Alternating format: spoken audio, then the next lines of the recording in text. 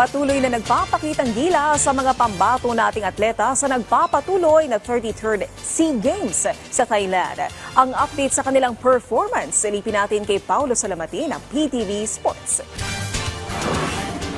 Unti-unting nakukuha ng Pilipinas ang magandang momentum sa 33rd Southeast Asian Games sa Thailand matapos mag-uwi ng mga ilang medalya kahapon ng mga Pinoy athletes mula sa combat sports, gymnastics, cycling at iba pa. Unang nagbigay ng ginto si Jelly Bulaong na tinalo ang bansang Indonesia sa 60kg division ng mixed martial arts event. Sinundan ito ni 3-time world champion Kimberly Ann Custodio na umukit sa kasaysayan bilang kauna-unahang jiu-jitsu gold medalist ng Pilipinas sa women's Newaza 48kg division matapos maungusan ang host country Thailand. Pagkatapos ito, dumagdag din ng gintong medalya sa talaan si Dean Michael Rojas matapos pagharian ang men's Newaza 85kg division.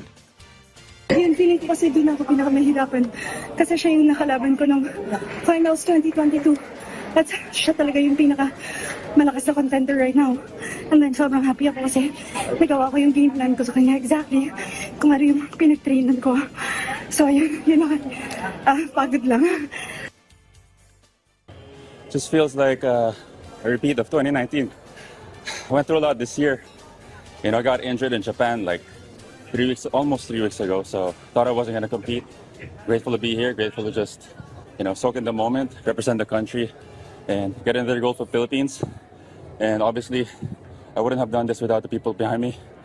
My girlfriend, my friends, the people I train with, and just grateful to be here and grateful to represent.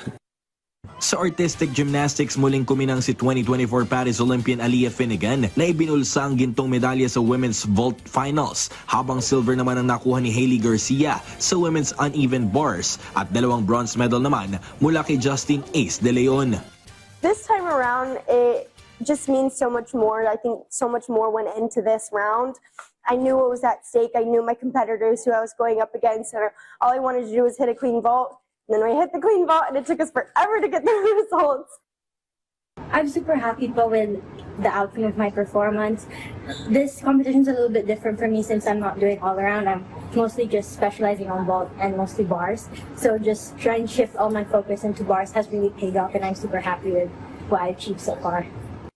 Maliban pa rito, nagdagdag din sa medal haul ng bansa mga taekwondo gins ng Pilipinas matapos magwagi ni Clarence Sarza sa women's 46 taekwondo kyurugi sa kanyang SEA Games debut, habang bronze din ang naiuwing medalya ni 3-time SEA Games champion Kurt Barbosa sa 54kg division. Sa swimming, 2 silver medal ang naibulsa ni Olympian Kayla Sanchez sa 50-meter backstroke at 200-meter freestyle. Umulan din ng bronze sa iba't ibang event kung saan kumamada ng podium finish si Mark Lowell Valderrama sa mountain bike cross-country eliminator. Bronze din ang nakuha ng Philippine Karate Men's Team Kata na sina Jeremy Nopre, Felix Calipusan Jr. at Jordan Makalipay. Sa ngayon, inaasahang magpapatuloy ngayong umaga ang paghahakot ng medalya ng mga Pilipinong atleta kung saan maya-maya lamang ay posible nang madagdagan ang ginto sa ating medal tally. Paulo Salamatin para sa Atletang Pilipino, para sa Bagong Pilipinas.